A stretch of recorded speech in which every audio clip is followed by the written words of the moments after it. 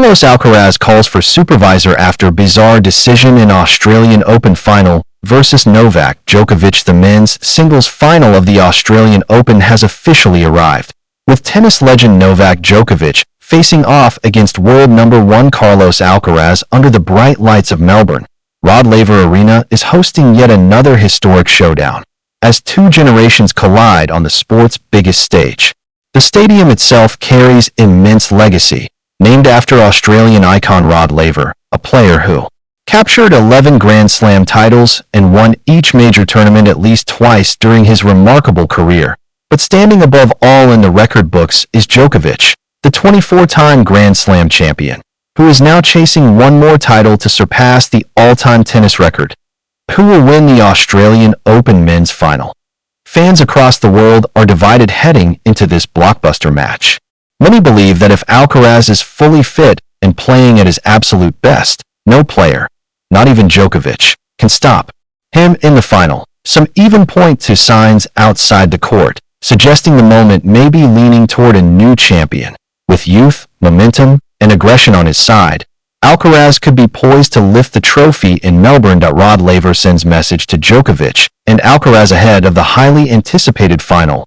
Rod Laver himself shared a message of encouragement for both players on X that he wrote, "Good luck to Novak Djokovic and Carlos Alcaraz in tonight's Australian Open men's final. What Novak has achieved in tennis is beyond belief. Based on what we've seen so far, it's impossible to pick a winner. Both will fight with everything they have. I'll be cheering on from afar. Take it away, champions." His words reflect the sense of unpredictability surrounding the matchup. Tennis fans debate the greatest players ever. The final has also sparked renewed discussion among fans about the sport's Mount Rushmore. If both the men's and women's game are considered, many argue the top four must include Roger Federer, Rafael Nadal, Novak Djokovic, Serena Williams, with stars like Alcaraz and Jannik Sinner rising fast. It will be fascinating to see where they rank when their careers are complete. Djokovic and Alcaraz took very different paths to the final. While both men survived grueling 5-set semifinal battles, their journeys through the tournament have been far from identical. Djokovic earned a major advantage in terms of physical recovery, receiving 2 walkovers earlier in the competition.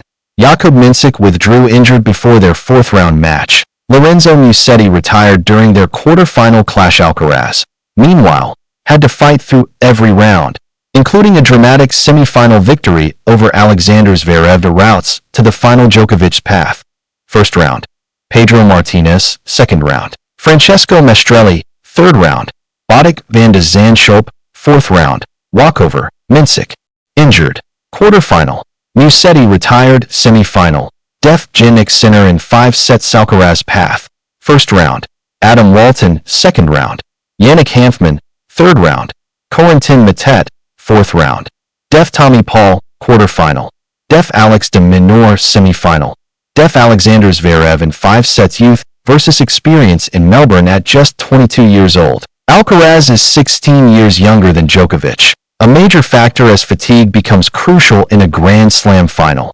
Djokovic brings unmatched experience and resilience, while Alcaraz enters with speed, power, and youthful intensity. With both players battling exhaustion and history on the line, Melbourne is set for a thrilling conclusion.